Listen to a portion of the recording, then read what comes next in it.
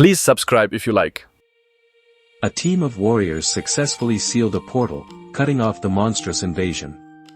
However, the towering warrior warned that this victory was fleeting. Defeating the Demon King was the only way to ensure lasting peace. Without his downfall, the world would inevitably descend into ruin. Their leader then revealed that this world belonged to his brother, leaving the rest of the team staring at him in despair.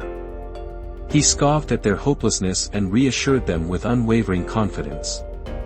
A new hero would rise, he declared, someone destined to inherit their power and banish evil once and for all. The scene shifted to the Thunderbike team, locked in a fierce battle against a multi-headed Hydra. Yuck reinforced Simon and Barry as they launched their assault. Barry struck first, delivering a crushing blow that wounded the beast. Yuck then boosted Jamie, who unleashed a fiery attack, scorching the Hydra.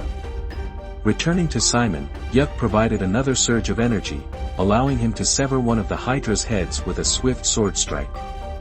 The severed head crashed down, consumed by roaring flames.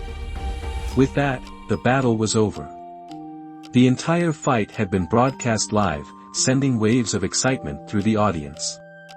Many warriors expressed their admiration, dreaming of joining a team like Thunderbike. Later, at the tavern, Yuck slammed his drink down, frustrated. He announced his resignation, citing low pay and mounting debts.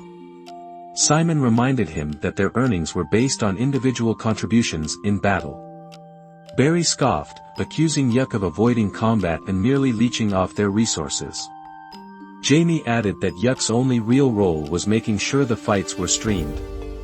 Camilla chimed in, saying if he wanted better pay, he should actually help. Yuck shot back that he often supported Camilla in battle, but she flatly denied it. Determined, Yuck stood up. He thanked them for the years together but insisted he was done. Simon narrowed his eyes, asking what he planned to do next. No other team would take him. He reminded Yuck that he was a B-rank warrior, only on their A-rank team out of generosity. Barry smirked, warning that if Yuck left, there'd be no coming back, ever. Simon leaned in, pressing him for a final decision. There was no room for second thoughts. Yuck took a slow sip of his drink and exhaled. He couldn't do this anymore. With that, he left for the city, heading straight for the Warriors Guild. Yuck approached the receptionist, Momar, and stated he was looking for a new job. Momar raised an eyebrow, asking if he hadn't been part of the Thunderbike team. Yuck simply replied that he had left. With a nod, Momar handed him a recruitment form, which Yuck quickly filled out. Moments later, a girl named Marina spotted him, rushing over and hugging him excitedly. It had been a long time. Surprised, Yuck asked if she was really Marina. She laughed and confirmed, reminding him that he had once trained her. Yuck recalled it had been about a year and a half ago. He then asked about her friends. Marina assured him they were doing well and curiously asked what had brought him to the guild. Yuck explained he was job hunting. Marina, grabbing his form from Momar, grinned and suggested he join her team. Intrigued, Yuck followed her to meet the rest of her team, two other girls named Silk and Rin. Silk eyed him skeptically, asking if he was really considering joining them. Yuck nodded. He was serious. Silk pointed out that their team was only ranked D, while he was a B-rank warrior. There was a huge gap between them. Yuck shrugged, explaining that while his previous A-rank team used a lot of D-mass, the financial returns had still been disappointing. He reasoned that with a lower-ranked team using less D-mass, their expenses would be lower, making the income distribution more reasonable. Marina saw no issue, and Rin quickly chimed in, calling him Master, in excitement. Silk sighed but ultimately agreed as well. Yuck immediately set the record straight, no Master. He was just Yuck, like Marina called him. Marina beamed, officially welcoming him to the team, and the other two followed suit. Silk then asked what their next step was. Yuck turned to them. Did they have any team plans? Silk mentioned a mission. They were set to collect D-mass from an abandoned site.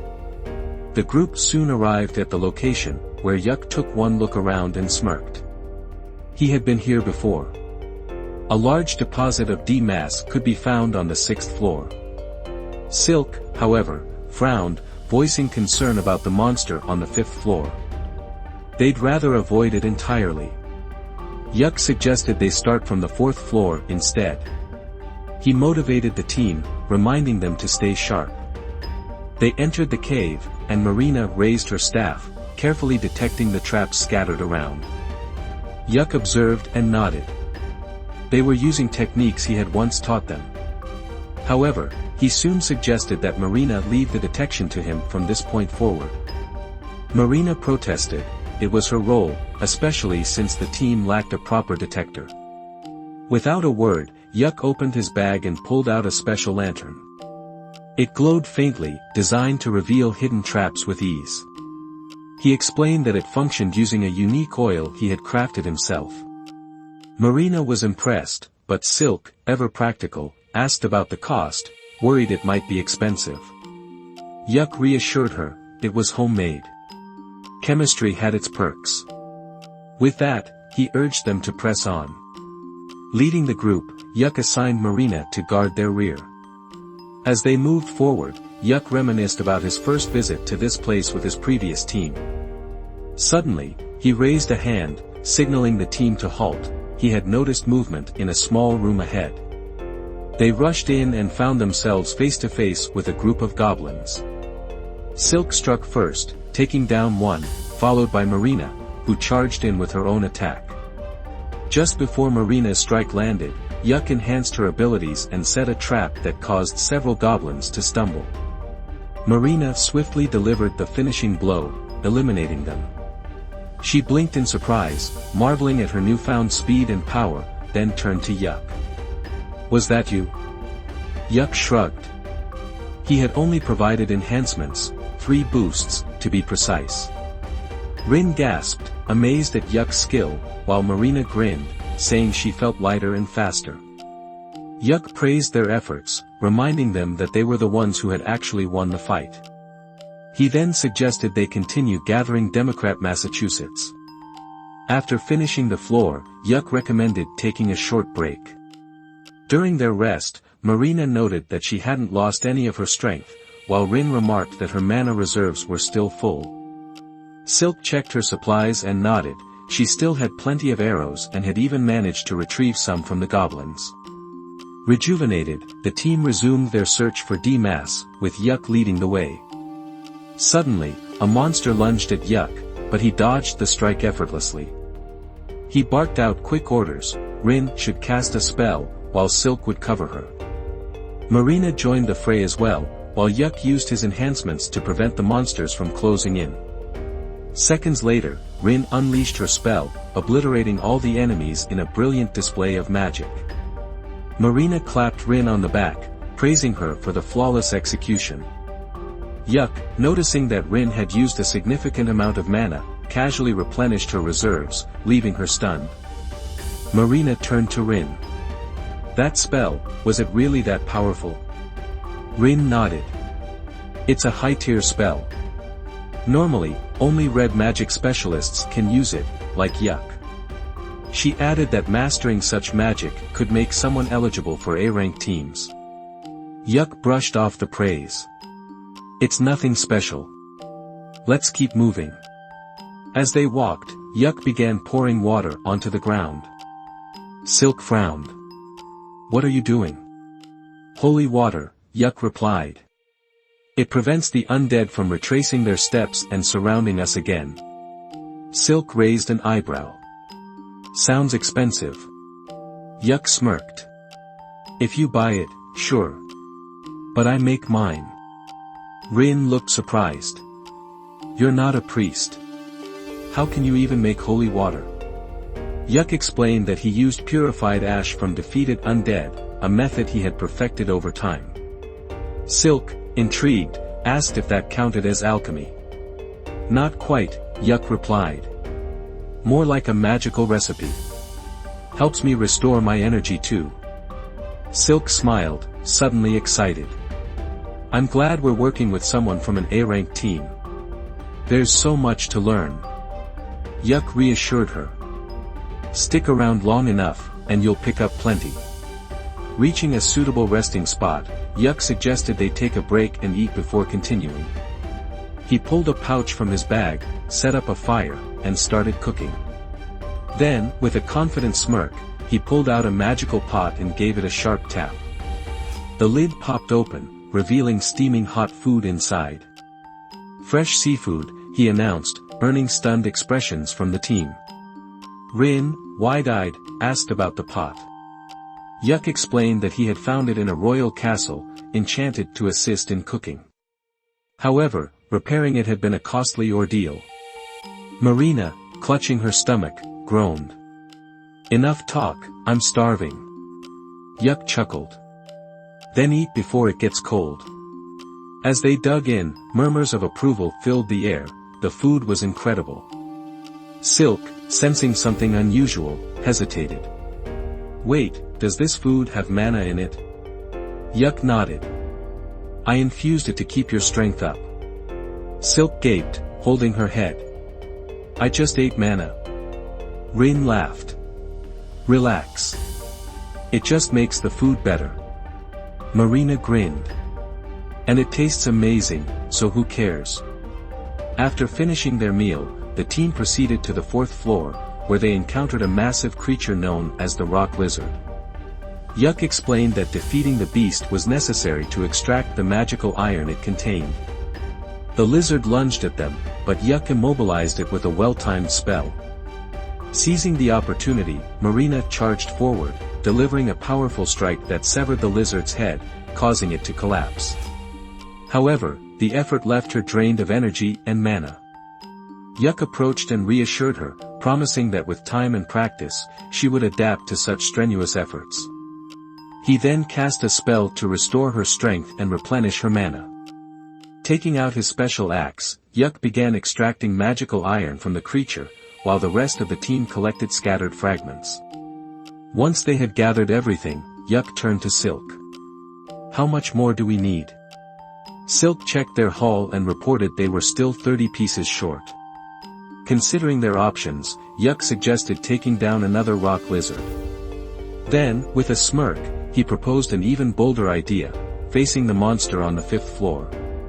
Silk immediately voiced her concerns, pointing out that such a fight was far too dangerous for beginners like them. The team shared her apprehension, and Rin added that the battle would require an enormous amount of mana. Marina admitted she didn't have the strength to cut off a stronger monster's head. Yuck reassured them with a confident smile. Then watch me prove my worth again. Silk quickly interjected. You already proved yourself the moment we met. Yuck chuckled. Maybe. But I still have more to show you. With determination, the team advanced to the 5th floor, ready to face the formidable creature. Before the fight, Yuck made a bold declaration: he would take on the monster alone. Marina, visibly concerned, hesitated. Are you sure you can handle it? Yuck grinned. Just watch. He then pulled out a camera, sparking curiosity among the team. When asked about its purpose, Yuck explained that he wanted to document the battle. Marina's eyes lit up. Why not stream it live? That'd make it even more exciting. Yuck agreed and asked if the team had an official name to use for the broadcast. Silk admitted they hadn't registered one with the guild yet. Marina clapped her hands together. Then let's decide now. After a moment of thought, she suggested Clover, symbolizing the 3 girls and their powerful guardian. Yuck nodded in approval. Team Clover, huh? I like it. This will be our first official live broadcast. He then reminded them to register the name with the guild once they returned. Before entering the monster's lair, Yuck cast several enhancement spells on himself. Taking a deep breath, he pushed open the door and strode inside, with the team cautiously following behind.